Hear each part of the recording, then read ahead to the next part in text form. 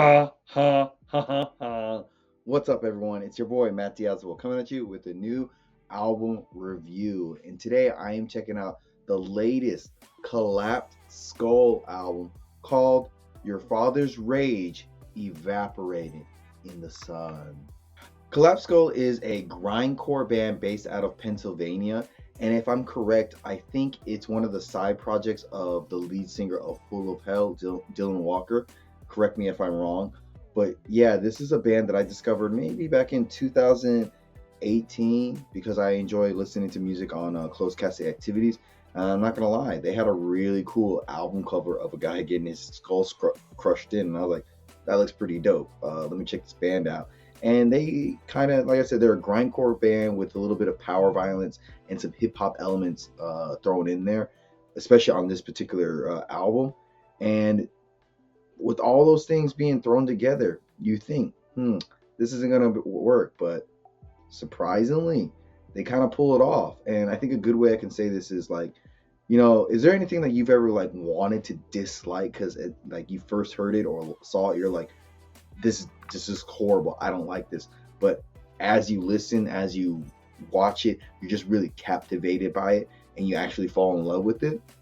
That was my experience with this latest album from Collapsed Skull. It's really crazy how this album can captivate you with its unusual, unorthodox, and a bit of avant-garde style of music created here. With its unique album cover, its interesting song titles, and just overall erratic music here, I feel like all those things mixed together, I can't call it a piece of music.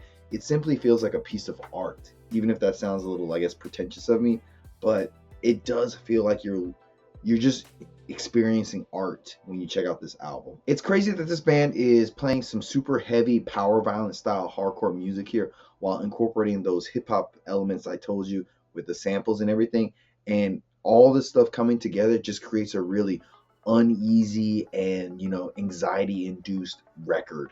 However, it's really crazy how this album can just mesmerize you with its interesting like sample clips, the songs being made here, and as you listen to it over and over, you just want to dissect each song each time you listen to them. I think a good example of this erratic and crazy style they have is on Opiate Scourge, because it has a very messy feel to it, but yet it's also very controlled at the same time because it has some really good thick bass lines, very intense and heavy drumming, and weirdly a lack of guitars and some really raw vocals. But overall, it just, you can't help but marvel at what they created here. So I'll play a clip of that song for you right now.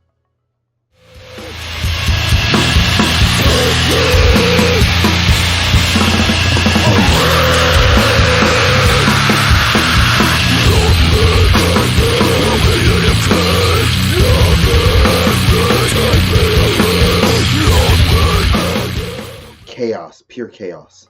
Just like that song, there are some other similar songs that have a very crazy and chaotic feel to it. A few songs are like Warmongerer, Sniping Pigs, and Hollow Smile. They got that crazy messiness to it, but also a very cool, mesmerizing feel to them. In a weird way, the best way you can describe it is like a train wreck that's happening. You don't want to look at it, but at the same time, you can't but help but look at the chaos that's being like just in front of you. And just like this album, pure chaos, but it's just like you can't help but listen to it and like want to take it in more and more as you listen. It's also cool that there's some nice range on this album because you get a lot of pure chaos like the songs I mentioned earlier, but then you get some more groovy laced songs with Bullets Cast by Jehovah and Toleration. These songs are a little bit more pulled back but have a bit of a interesting groove to it, so it's a little bit of a nice change of pace. So I'll play a clip of Toleration for you so you can get a sense of the groove you can get on this album.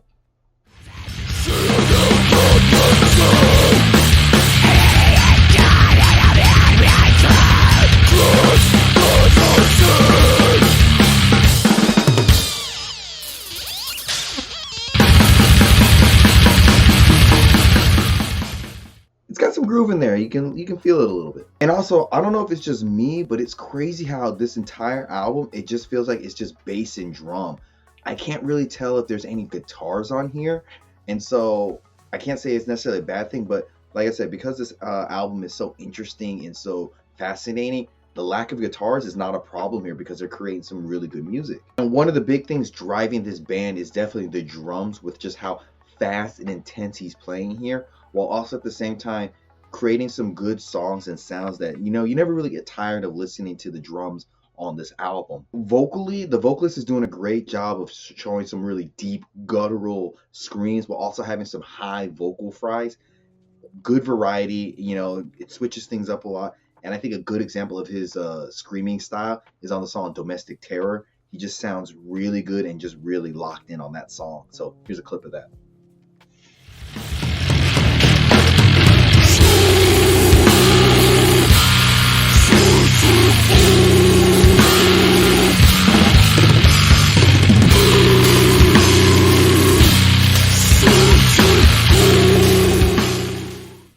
Sounds massive, mate. Overall, I think this album and this band will always keep you on your toes, whether you know will like the band or whether you dislike the band. I feel like there's no going to be any middle ground with this band.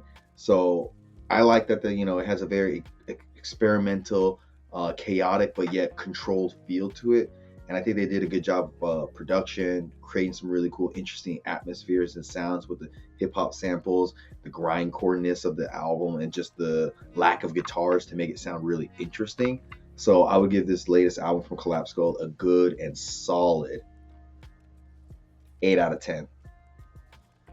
Links down below. Tell me what you think about this band and other bands I should check out. And like always, guys, I will see you in the pit. Good